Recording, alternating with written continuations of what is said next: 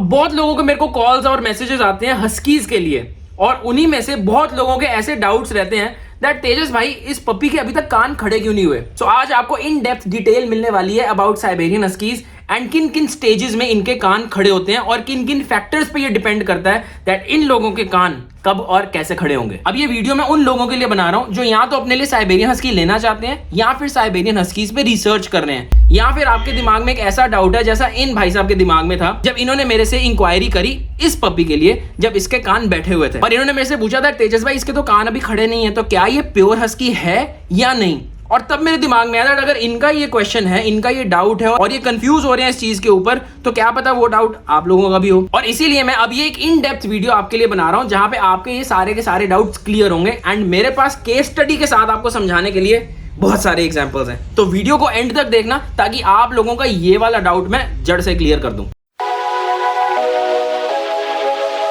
अब जिन फैक्टर्स पे आपके हस्की के कान खड़े होना डिपेंड करते हैं वो बताने से पहले मैं आपको एक प्रोसेस समझाना चाहूंगा जिस हिसाब से हस्कीज के कान खड़े होते हैं। अब स्क्रीन के सेंटर में आप एक हस्की का फेस इमेजिन करो और जो मेरे हाथ हैं वो उसके कान होंगे। अब स्टार्टिंग में जब हस्की के बच्चे पैदा होते हैं तो जो उनके कान हैं वो बॉडी से इस प्रकार से चिपके हुए होते हैं। धीरे धीरे जो कान है वो बाहर की तरफ आते हैं और उसके बाद ऊपर को जाना शुरू करते हैं, यानी कि जो उनका बेस है ये वाली चीज सबसे पहले डेवलप होता है और उसके बाद इस पोजीशन से उनके कान यहां तक जाते हैं। टिप्स में सबसे ज्यादा कम मसल्स और लिगामेंट्स होते हैं इसलिए उनको सबसे ज्यादा टाइम लगता है डेवलप होने के लिए and that is the reason why वो सबसे ज्यादा लेट डेवलप होती हैं। नीचे आप हमेशा देखोगे हस्कीज के जो कान होते हैं उनमें ज्यादा मोटाई होती है, उनमें मसल्स, लिगामेंट्स, टेंडन्स थोड़े ज्यादा होते हैं in comparison to the tip. इसीलिए जो टिप होती है वो हमेशा थोड़ा ज्यादा टाइम लेती है प्रॉपर्ली इरेक्ट होने में। अब यही वाली चीज मैं आपको इन एग्जांपल्स विद हस्कीज दिखाता हूं। तो इन भाई साहब से मिल लो जो एक सुपर वुली कोट का साइबेरियन हस्की है। ये होती है पपी की फर्स्ट स्टेज। अब आप इस पपी को देखो तो इसके जो कान हैं वो बिल्कुल बॉडी के साथ चिपके हुए हैं और अभी प्रॉपर्ली खड़े नहीं हुए हैं। ये देखो, ये देख पा रहे हो। और अब इसके बाद जो स्टेज आती है वहां पपी का कभी आपने देखा होगा एक कान खड़ा हो गया, कभी एक कान बैठ गया, वो ये वाली स्टेज है। अब आप इस हिसाब में देखो और इनके कान अभी हमने कोई मैनिपुलेट नहीं करे हुए, कुछ लगाया नहीं हुआ, कोई जेली या समथिंग जो कई ब्रीडर्स यूज करते हैं कान खड़ा करने में, ऐसा कुछ भी नहीं है, बिल्कुल नेचुरल। और अब आप इधर देखो तो इस बच्चे का एक कान ऑलरेडी फ्लाई कर चुका है, यानी कि इस पोजीशन पर आ चुका है, और जो दूसरा वाला कान है वो अभी भी डाउनवर्ड पोजीशन पर ही है। अच्छा, थैंक यू। हो जाएगा कान, हो जाएगा, टेंशन नहीं लेनी। अगर आप लेफ्ट वाले कान को देखो वो ऑलमोस्ट खड़ा हो चुका है, सिर्फ टिप रह गई है, और जो राइट साइड वाला कान है वो अभी तक बैठा है, वो भी 1-2 दिन में प्रॉपर खड़ा हो जाएगा। ये वीडियो मैं साथ में प्ले कर रहा हूँ। ये वीडियो कम से कम 6-7 दिन पुरानी है जब इसके दोनों के दोनों कान बैठे हुए थे, और आज हमें ये प्रोग्रेशन दिख रही है दैट इसका एक कान ऑलमोस्ट खड़ा हो चुका है एंड दूसरा कान अभी भी बैठा हुआ है। जो तीसरा पपी का स्टेज है वो आता है यहां पर, जब पपी के दोनों कान प्रॉपरली इरेक्ट हो चुके हैं, वो अपना वजन ले रहे हैं, और जब हम उनको नीचे करें तो वो प्रॉपरली अपने आप ऑटोमेटिकली खड़े भी हो जाते हैं। देखो, बिना किसी मैनिपुलेशन के ये कान ऑटोमेटिकली खड़ा हो रहा है, यानी कि जो इसके मसल्स हैं वो एक्टिव हो चुके हैं। अब देखो ध्यान से, ये फर्स्ट स्टेज जहां पे कान अभी फ्लाई होना शुरू हुए हैं, सेकंड स्टेज जहां पे ऑलमोस्ट एक कान खड़ा हो चुका है, दूसरा होने वाला है, थर्ड स्टेज जहां पे दोनों कान अपना वजन प्रॉपरली ले रहे हैं, एंड चौथा स्टेज जहां पे आपके पपी के कान प्रॉपरली मैच्योर हो चुके हैं और वो अपना वजन भी प्रॉपरली ले रहे हैं और बिना किसी डाउनवर्ड शिफ्ट के आपको आपके पपी के कान प्रॉपरली खड़े दिखाई देंगे।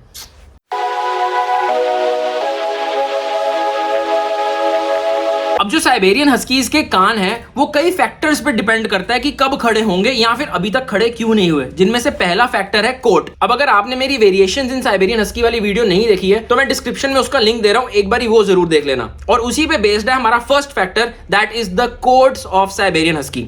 अब देखिए मेरे पास यहाँ मेरे राइट हैंड में एक ब्लैक एंड व्हाइट कलर का super woolly coat Siberian husky हाथ में है, और इसी एज में मेरे पास लेफ्ट हैंड में एक standard coat of Siberian husky की फीमेल अवेलेबल है कॉपर एंड व्हाइट कलर में। अब इन दोनों की एज बिल्कुल सेम है। हाँ, ये वुली कोट है, हाँ ये स्टैंडर्ड कोट है, बट अगर आप इन दोनों के कान देखो तो इसी एज में इसके कान अभी तक खड़े नहीं हुए, जबकि सेम एज में इसके कान अभी तक खड़े हो चुके हैं। अब इसमें डिफरेंस क्या आता है दैट जो वुली कोट्स हैं, एज द नेम सजेस्ट, उनके ऊपर जो फर होता है वो डेंस होता है, थिक होता है, उनका जो स्किन क्वालिटी है वो स्टैंडर्ड कोट से हैवी होता है, और ये चीज आपको इनके फेस स्ट्रक्चर में भी दिखाई दे रही होगी। साइबेरियन हस्कीज के जो स्टैंडर्ड कोट के बच्चे होते हैं वो कहीं ना कहीं लेस डेंस फर अपने ऊपर रखते हैं, और super woolly coat as the name suggest वो अपने ऊपर वुली से भी ज्यादा सुपर वुली कोट अपने ऊपर रखते हैं। और देखो, जितना थिक कोट होगा, जितना वुली और सुपर वुली की तरफ पपी होगा, उतनी ही मेहनत उसके लिगामेंट्स को, यानी कि इनके ईयर्स के जो बेस पे लिगामेंट्स जो मसल्स होते हैं उतना ही मेहनत उनको करना पड़ेगा इनके कानों को खड़ा करने में, बिकॉज कानों के ऊपर स्किन का, कोट का, हेयर डेंसिटी का वजन पड़ता है और उतना ही टाइम ये मसल्स लेंगे कानों को प्रॉपर इरेक्ट करने के लिए। अब मेरी एक फीमेल बिजॉय गुरुंग भैया को मैंने भेजी थी सिलीगुड़ी में, जिसका नाम उन्होंने लुलू रखा था,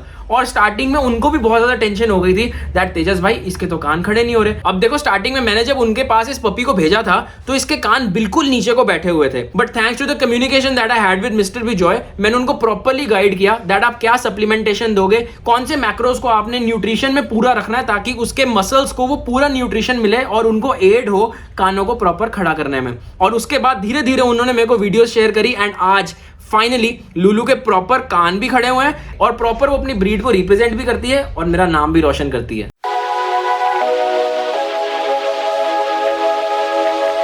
एज, आपके पपी की क्या एज है? जो बच्चे होते हैं जब पैदा होते हैं उनके जो कान हैं वो बिल्कुल बॉडी के साथ चिपके हुए होते हैं और धीरे धीरे इन प्रोग्रेशन वो खड़े होके प्रॉपर्ली इरेक्ट होना शुरू होते हैं। सो ये एज के हिसाब से हो गया। अब देखो एज में जो मेरे पास इस टाइम पे पपीज हैं उनमें से ये भाई साहब सबसे छोटे हैं। इससे सिर्फ 4 या 5 दिन के गैप पे ये वाला पपी है और इससे कम से कम भी 20 दिन के गैप पे हमारे ये वाले मोटू लाला जी हैं भाई साहब हमारे। तो ये अब एग्जांपल आपके सामने है दैट एज क्या रोल प्ले करती है जब आपका पपी एवरेज 30 डेज का है, एवरेज 40 डेज का है और एवरेज 55 डेज प्लस का है। अब देखो ये वाले भाई साहब को जब मैं रेडी कर रहा था तो जो इसकी फर्स्ट वीडियो मैंने बनाई थी उसमें इसके दोनों के दोनों कान बैठे हुए थे और उसी के 4-5 दिन के बाद जब मैंने इसकी वीडियो बनाई थी तो आपको हल्का सा डिफरेंस दिखेगा दैट जो कान है वो थोड़ा सा इरेक्ट होना शुरू हो चुके हैं। और आज जब मैं इसकी वीडियो बना रहा हूं लगभग 6 से 7 दिन के बाद तो इसका एक कान ऑलरेडी खड़ा हो चुका है और एक ऑलमोस्ट फ्लाई कर चुका है। फ्लाई इन द सेंस इस पोजीशन को हम लोग फ्लाई बोलते हैं, दैट उड़ने को तैयार है, फ्लाई। तो वैसे उसी हिसाब से ये ऑलमोस्ट फ्लाई कर चुका है एंड ये भी धीरे धीरे इरेक्ट होके इस पोजीशन पर आएगा।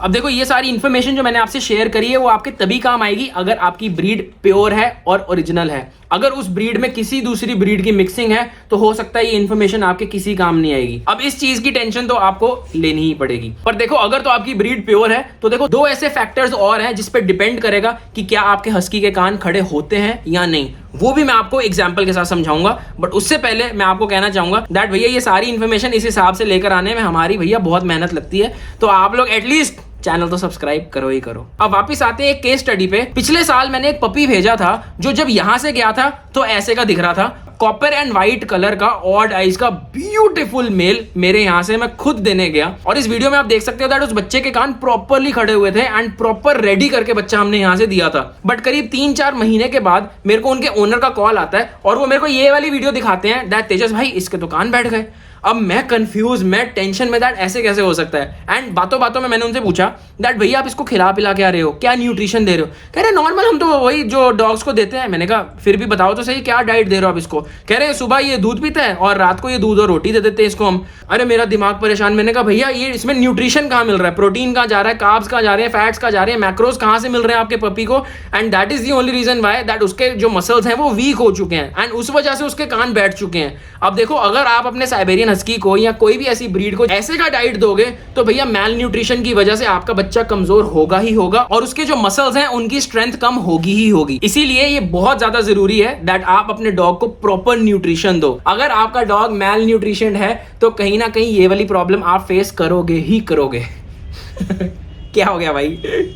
चलो ठीक है। अब इसके बाद अभी रुको तो सही, एक और फैक्टर है जो आपके पपी के कान खड़े होने नहीं देगा, वो है आपका प्यार। अब आप कहोगे तेजस ऐसे कैसे हो सकता है, हम प्यार करेंगे तो डॉग के कान खड़े नहीं होंगे? ये तो भाई बहुत बड़ी आयरॉनिकल स्टेटमेंट दे दिया आपने।